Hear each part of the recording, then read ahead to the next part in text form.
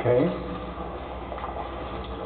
The Denver Order of the Sisters was incorporated in late May of 1991, inspired by Sister X of the San Francisco Order.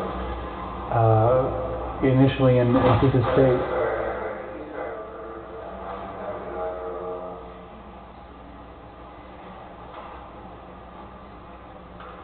Okay.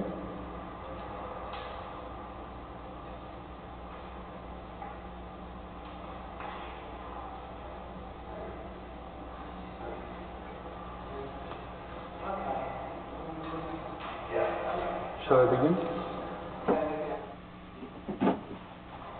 Okay. The Denver Order of the Sisters was started in late May of 1991, inspired by Sister X of the San Francisco Order. We initially started with the name the Sisters of Perpetual Indulgence of the Order of Saint Divine. About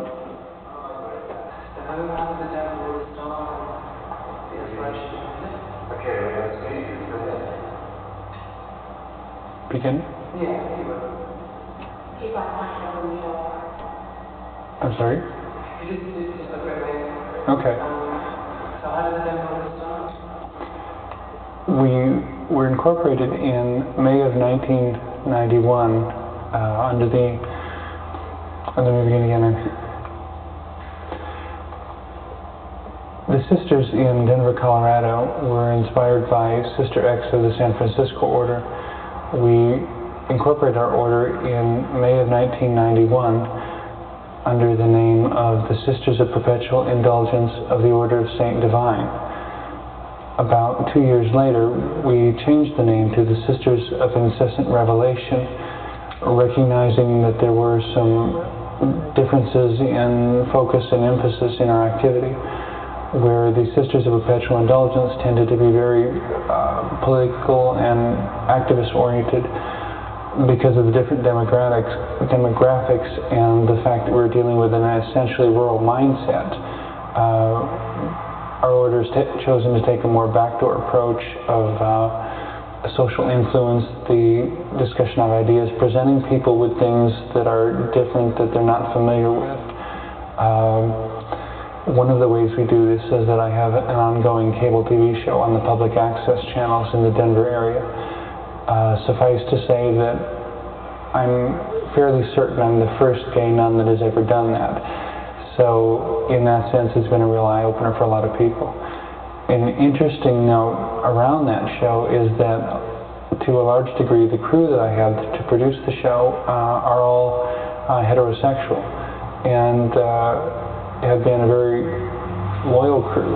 And interestingly, the one gentleman commented once that he was writing down quotes from the sermonettes I was giving on the show and posting them on the bulletin board at the place where he worked, which I thought was a very interesting kind of compliment coming from a non-gay person.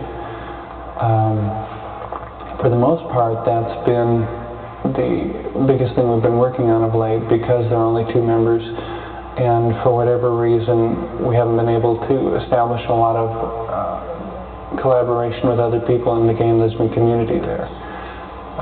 It seems that in our area there's a lot of people doing their own separate things and not a lot collaborating with others, and there hasn't been a common cause yet, I guess, that really has sufficed to unite the groups. Also different perspectives.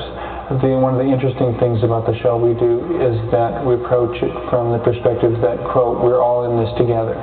It's not we're not a separatist order. The idea that gays and lesbians should be separate from the rest of the world.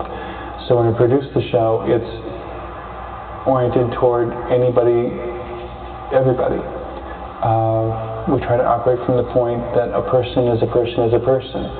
And this time we stop fiddling about what label or club or title or grouping you want to head it under.